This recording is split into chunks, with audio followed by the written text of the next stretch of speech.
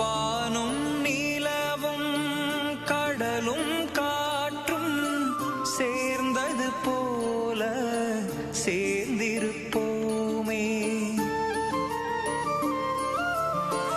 நான் என்பது நீ அல்லவா, நீ என்பது நான் அல்லவா, என்னை மறந்தே சீதையின் இடம் ராமனின் கால்களில் அல்ல, உன்னை நினைந்தே உயிரை சுமந்தேன் ராமனின் இதயத்தில்.